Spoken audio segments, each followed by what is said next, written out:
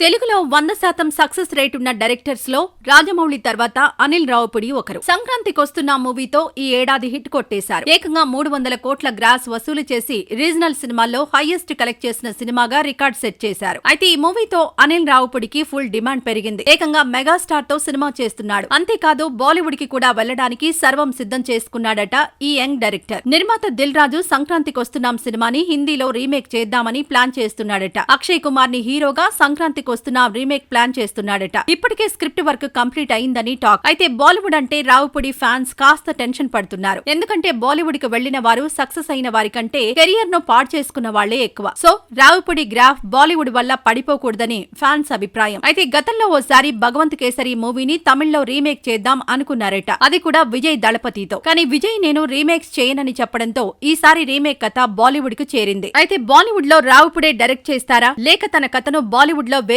Director తో చేయిస్తారో clarity ఇవ్వలేదు. కానీ సినిమా మాత్రం కన్ఫర్మ్ అయినట్లు టాక్ వినిపిస్తోంది. అలాగే దిల్ రాజు, వంశీ పైడిపల్లి, అమీర్ ఖాన్ కాంబోలో కూడా ఓ బాలీవుడ్ సినిమా ప్లాన్ చేస్తున్నారట. ఇప్పటికే అమీర్ కి కథ చెప్పగా అమీర్ ఇంకా రిప్లై ఇవ్వలేదట.